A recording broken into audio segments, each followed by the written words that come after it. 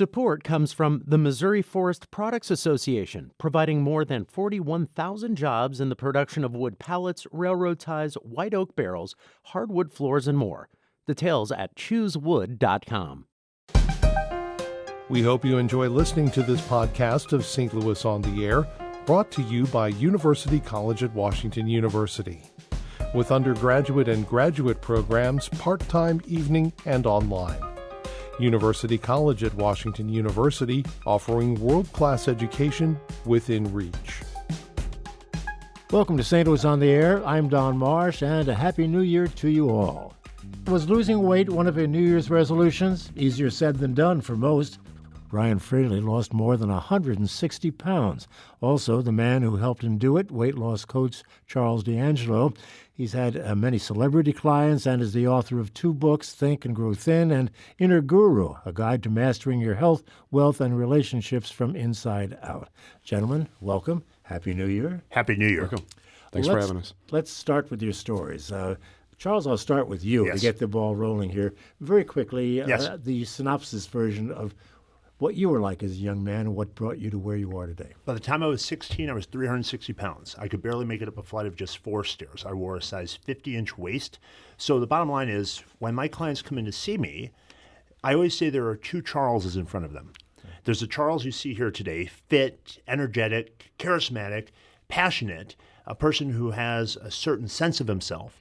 And then there's that timid, bullied, ostracized young boy who was really missing out on life, not because there wasn't a diet out there, an exercise program that worked, but really that there was something missing in everything else out there. I mean, I tried everything as a young person to take back control of my health from my habits, and I found that everything was lacking something. And when I say that everything's missing is the right mindset, how to disconnect from using food in an emotional way, reclaim your own power by developing inner trust, and then set forth on a fundamentally sound, healthful approach to eating, exercise, and really having a much better relationship with yourself. And it's now been almost 20 years coming up on that I've not only lost weight, but I've been successful in maintaining health.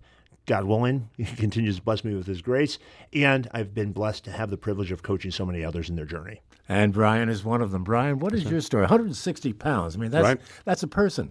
Exactly. Yeah. It feels like it. I feel tremendous. Tell me about it. Well, I've been overweight for 15 years at least, and my health just got out of control. I lost control of, watching what I ate. I had no exercise plan, and last October I signed up for a backpacking trip with my son through Scouts. We're supposed to go to New Mexico this coming summer. And what was your weight then? I was, the day that I started with Charles, I was 388 pounds. And that was last January, about a year ago. Exactly. I had no idea what I weighed. I was afraid to step on a scale. I knew that I had to do something. So you're with your son, and I guess it was a difficult hike. Well, we haven't done it yet. But I signed up for it, and I didn't know it at the time, but I was 114 pounds above the weight requirement, the maximum weight requirement to be able to go on the trip. So he wouldn't even been able to enjoy that activity with his son if he didn't do something to really reclaim his health. So you went to Charles. Exactly. And what did this drill sergeant over here tell you to do? We set up a strategic plan where we had an exercise regimen, we had a diet in place. And I knew, anybody could do the exercise and the diet, but I needed help with the mental aspect of it. I've tried things throughout my life, nothing worked, but I needed something to help keep me going, keep me motivated, and that's what Charles helped me do. Charles, losing that amount of weight in that short period of time, I would think that would have risks in and of itself, health risks. We never address the speed of weight loss. That never comes up in even any of the conversations I have with the client. It's not about the scale. That's rather arbitrary, in fact. The real work, I always tell people my work's kind of a Trojan horse. They come in and they think the problem in their life is their weight. But the weight is really a symptom of a much bigger and deeper issue. That deeper issue being a certain dissatisfaction with themselves, a dissatisfaction with where they find themselves, or perhaps a relationship. So it's eliminating the distraction, that is weight, as an excuse from really dealing with the more complex issue, which in many cases seems to be something around the idea of loving yourself, giving yourself attention, accepting yourself for who you are, appreciating yourself, showing your body the affection it deserves, and making space for what you're feeling. So in Brian's case, or in anyone's case who comes in, whether they're wanting to lose 15, 20 pounds or they have 150 pounds to lose, It's not let's lose 150 pounds in the year. It's let's disconnect from being spontaneous with regard to our self-care. Let's embrace and adopt some healthy, sound habits, eat every 3 hours. My plan is not a diet program. I am not a dietitian. I'm not a nutritionist. I'm not a psychotherapist. I'm a coach. So I help people look at where they are, admit to themselves that reality, accept that reality, and then say to themselves, with that being the case, with where I am, accepting full responsibility, not blaming yourself, but accepting responsibility for the condition of my life circumstances, how am I going to proceed forward? So it's not about the speed. It's all about having healthful, sound disciplines, habits, continuing with those, not just to that mark that you set for yourself as a goal. Because I say this is always a journey without a finish line. If you put a finish line on this, you're finished. If you look at this as something that once I get to my ideal weight or the healthy BMI that my doctor would suggest, and you think at that point you can go back to having no regard for the consequences of your behaviors, you're going to be one of the many that we see in the statistics that return to their weight or even heavier. Brian, let's pick up on that if you would. Obviously, it worked for you. It did. You lost all that It weight. didn't work. He worked. Yeah, well, yeah, that too. But tell us how that all evolved over the last year. The plan specifically, or well, Yeah, well, the mental part of it, coming to the realization, as Charles has indicated here, that you had to change. I needed the structure. The structure behind the plan is what helped me. Not being spontaneous, like Charles said. When you're spontaneous with food, that's when you add on these extra calories that you don't need. So if we have a dietary plan where I know exactly what I'm going to eat, what the weight of that food is, and when I'm going to eat it, I need that structure in place. And that way you don't think about it. And the trouble is there's so much out there about that very subject. So many people look at this as something they need to approach tactically. And I always tell people this program is not about tactics. Yes, you have to eat healthy, but if that's all you need, by all means, you can find hundreds of books on the subject, hundreds of videos on the internet at absolutely no cost. But if that was the answer, I don't think Brian would have had his issue in the first place, because we all know a Snickers bar is a lot less healthy than an apple, of course. But it's how do you get yourself to begin to trust yourself to take that leap of faith and begin to make those daily investments in your own health and care. I'm sure there are many people listening to the program who would have questions, specific questions for you gentlemen. 382-8255 is the number. That's 382-TALK. Send us an email at talk@stlpublicradio.org or send us a tweet at STL on air. Charles, let me come back to you on this, and then Brian, you can pick up on it. You have your own strategies, and you are a coach, as you say. Yes. What can people do without having to come to you? And you may not like me asking the question that way. What can I, as an individual, do to lose weight, using your basic concept? That's a fantastic and appropriate question, frankly, because I'm only one guy, and I am not the right fit for everybody. I always say that you have to find someone, if you're looking for someone to coach you, that you really feel a certain alliance with.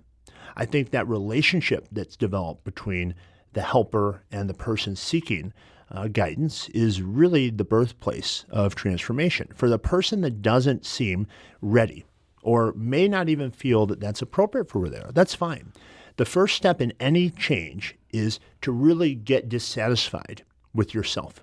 You've got to look at your life, and there's always two ways a person changes, I say.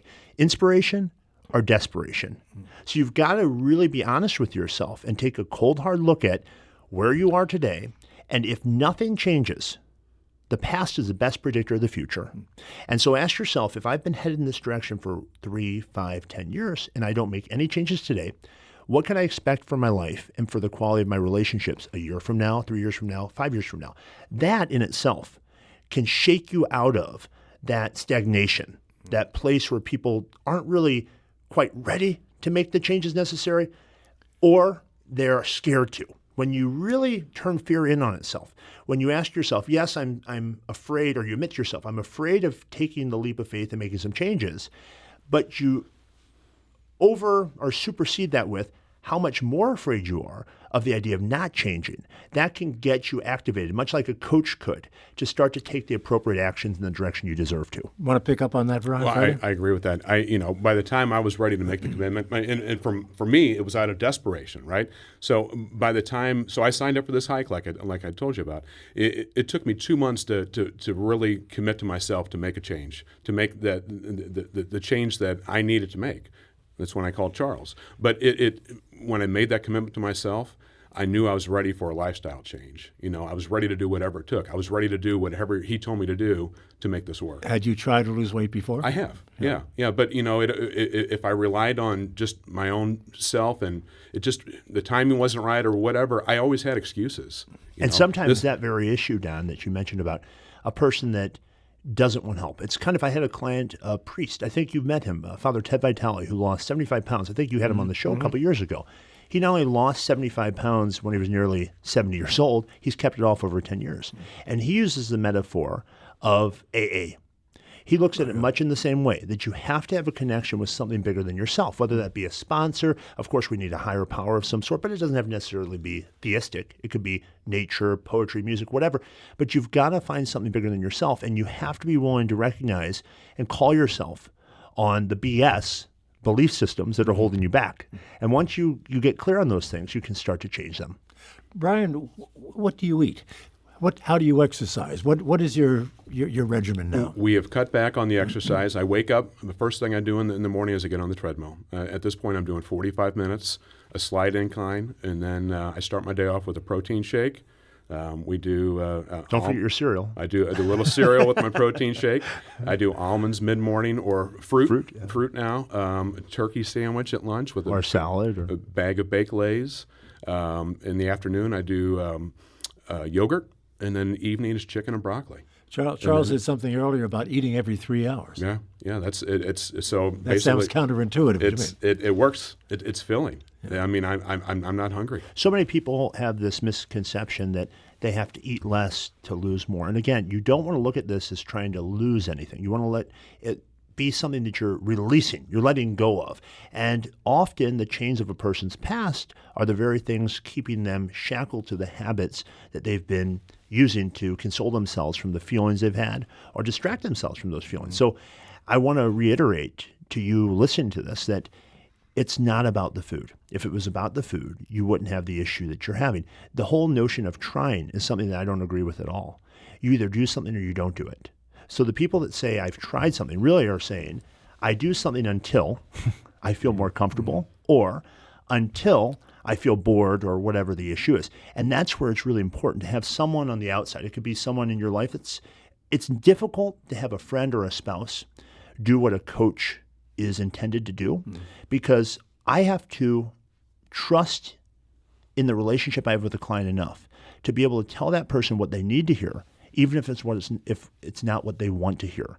And that's why dual relationships, being a friend or being a spouse and trying to be a coach, most often prove to be unfortunate and very ineffective.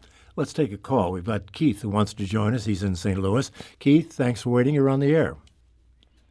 Thank you so much for having me on. Hey, Keith. About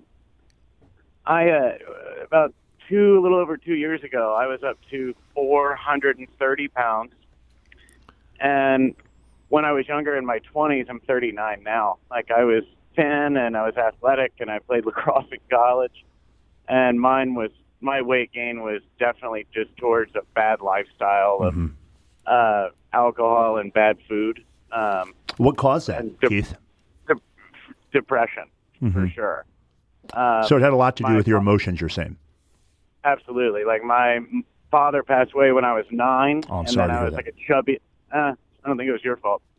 I was a chubby kid, and then when I got into high school, I started getting, made fun of, and worked hard to lose weight then, and got in really good shape. And then my mother passed away when I was 21. Oh wow!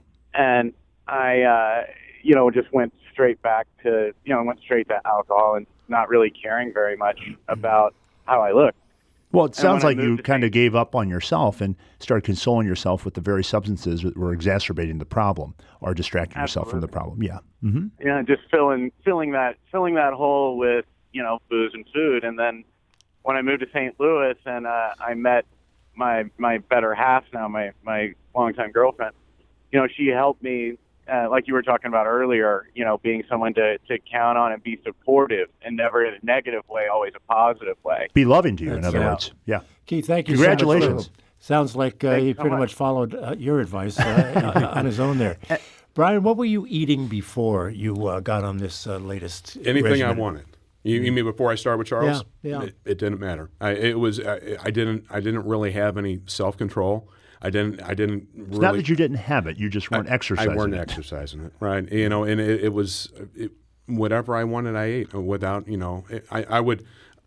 And then I think I would balance it with a diet soda or a salad every once in a while. But I just didn't really have control of my eating I overheard you talking in the green room with someone in there. Someone said, "What about alcohol?" And you said, No. Tell me about that. And then Charles will talk about alcohol and weight loss. I casually drank beforehand. Since I started with Charles, I haven't had anything to drink at all, and I don't miss it. No, it's if anything, I feel like a better person for not having alcohol. It was never a problem for me though in my life. Do you recommend it? Stopping drinking, no casual or otherwise, moderate? I don't think there's any generality about it that I would say in specific. I would say it this way. I think that everything in moderation is appropriate when you have a healthy relationship with yourself. Keith, the caller, was hinting at something that's very important, I think I point out, and that is in our culture today, we have a reluctance to let ourselves experience grief. We don't let ourselves feel sad. We think that if something's negative, we shouldn't feel it. We try to numb ourselves. We try to pacify ourselves, and we do it in a number of ways. And I think until and unless you've made enough room in yourself to allow yourself to have the full range of emotion that every human should have, a certain room for sadness, a certain room for anger, and anger is not abuse, a certain room for feeling afraid, and a certain room for being happy and joyful. I think until you've really done that type of work, you've made space so that you've disconnected from the things that really occupy that room, it would be very inappropriate to do that. So I think once a person's established a much healthier relationship with themselves, then they themselves have to ask themselves if they're ready for having those things in their life. But that's a decision I leave to my client once I can see it's quite clear. No longer is there such an emotional charge to those behaviors that were really complicating their life. We have a couple of questions, email questions here. Is it generally easier for men to lose weight than for women? You deal with both. I think you have to ask yourself, what do you mean by easier? I think that the issue is the same for everyone. That is, if you're using food in the way that most of my clients tend to be, it's difficult for everyone. And difficult in the sense, not as difficult in you're hungry, but difficult in the sense that when you do something new, it feels kind of foreign. Think about when you learn to drive a car. Everything is new and feels complicated until it becomes habit. That's why once we set up a plan, I ask my clients to continue with whatever that plan is for a period of time so they kind of get in their nervous system until it's hardwired. So no longer is there so much effort they have to put into thinking about it. Brian, I'll turn this question over to you. Any tips for satisfying a craving while keeping on track? I'll bet you have them from time to time. Yeah, if I had any hunger pains, I would drink a lot of water. And I was able, by doing this, I was able to identify the difference between, in my mind, thinking maybe I'm hungry versus thirst. And that was something I had to learn over time. And hunger is not a bad thing in the sense of getting ready for a meal. Hunger is telling you your metabolism is very healthy and active.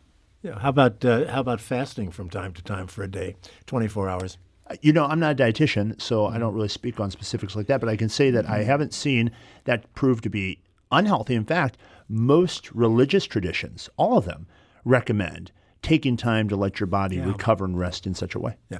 Only 2 minutes left, and one of the things that you always hear about with regard to weight loss programs, that people lose weight and then it comes back. All of it. And I am the first to say, as I said earlier, if you think that you can put a finish line on this, you're going to be really disappointed.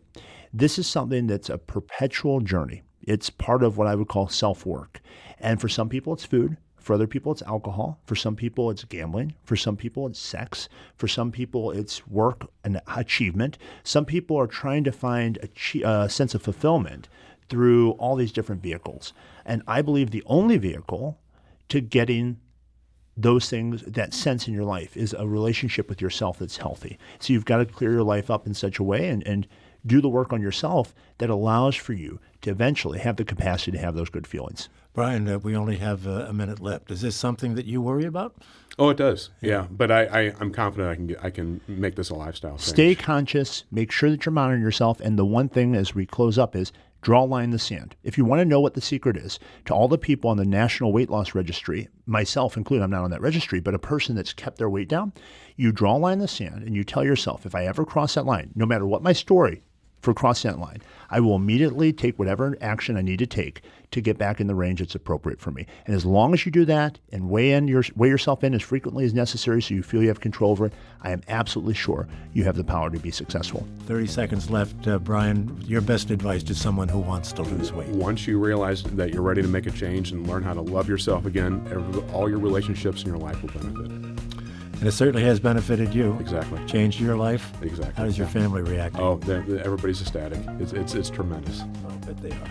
Thank you so much, Charles Giangelo. Great to see you again. Great Brian to see you, Fraley. Don. Great Thank to you. see you. Congratulations on what you've accomplished. Appreciate It's that. quite Thank a you. story, and I hope we inspired a lot of people today to I think we've done just that, start John. thinking more seriously about this. Thank you, guys. Thank you. This is St. Louis on the Air on St. Louis Public Radio, 90.7 KWMU.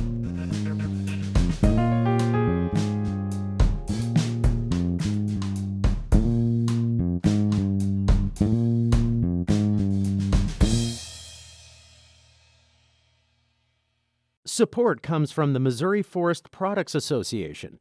Missouri produces wood pallets, railroad ties, white oak barrels, hardwood floors, and more. Details on the variety of products made in the state are at choosewood.com.